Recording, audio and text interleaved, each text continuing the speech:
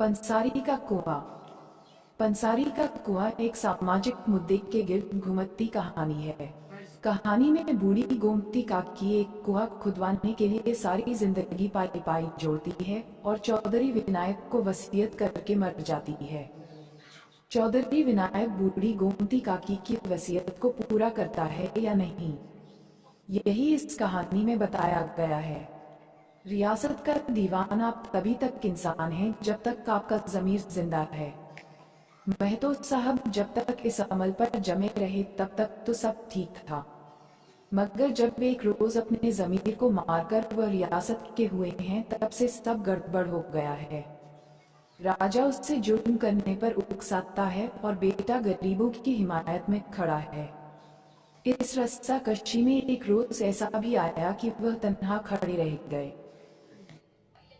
कफन। यह एक बहुस्तरीय कहानी है जिसमें घीसू और माधव की बेबसी, अमानवीयता और निकम्मेपन के बहाने सामंती औपनिवेशिक गठजोड़ के दौर की सामाजिक आर्थिक संरचना और उसके अमानवीय नरिशंस रूप का पता मिलता है। कहानी में कफन एक ऐसे प्रतीक की तरह उभरता है जो कर्मकांडवादी व्यवस्था और सामंती औपनिवेशिक गठजोड़ के लिए समाज को मानसिक रूप से तैयार करता है। बेवा हो जाने के बाद बूटी के मिजाज में कुछ तलखी आ गई थी। जब खानादारी की परेशानियों से बहुत जी जलता तो अपने जन्नत नसीब को सलवाते सुनाती, आप तो सिधार गए, मेरे लिए ये सारा जंजाल छोड़ गए। जब इतनी जल्दी जाना था तो शादी न जाने किस लिए की थी। बेगर्स मौसम सावन का महीना था। रेवती रानी ने पाँव में मेहंदी रचाई, माँ चोटी सवारी और तब अपनी बूढ़ी सास से जाकर बोली, अम्मा जी आज मैं मेला देखने जाऊंगी। रेवती पंडित चिंतामन की बीवी थी। पंडित जी ने सरस्वती की पूजा में ज्यादा नफा न देखकर लक्ष्मी देवी की मुजावरी। नागपंचमी आए, साठिक के जिंदा दिल नौजवानों ने खुश रंग जांघिए बनवाए। अखाड़े में ढोल की मर्दाना सदाएं बुलंद हुई, कुर्ब और जवार के जोर आजमा इकट्ठे हुए और अखाड़े पर तंबोलियों ने अपनी दुकानें सजाई, क्योंकि आज जोर आजमाए और दोस्ताना मुकाबले का दिन। ICS का इम्तिहान पास करके वह भारत लौटता है। उसे महसूस होता है कि मगरिब के मुकाबले भारत बहुत बदहाल है।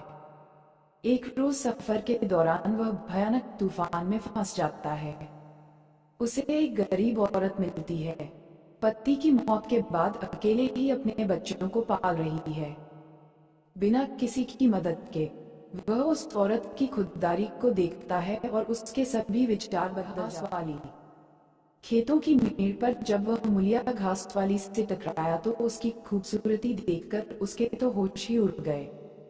उसे लगा कि वह मूलिया के बिना रह नहीं सकता, मगर मूलिया एक पतिव्रता औरत है, इसलिए जब उसने उसका हाथ पकड़ने की कोशिश की तो मूलिया ने उसके सामने समाज की सच्चाई का वह चित्र प्रस्तुत किया जिसे सुनकर वह उसके सामने गिड़गिड़ाने और माफी मांगने। जमींदार एक कत्ल का मुकदमा जीतने की एवज में वकील ठाकुर प्रद्युत सिंह उस मौजे को नजराने के तौर पर पा जाते हैं जिससे वह बहुत अरसे से पसंद करते आ रहे थे।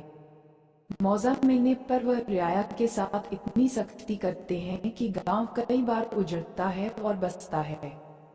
फिर एक ऐसी कौम उस गांव में आकर बसती है जो ठाकुर साहब को लोहे के चने चबवा देती है। वीडियो अच्छा लगे तो वीडियो को लाइक, चैनल को सब्सक्राइब जरूर करिएगा। धन्यवाद।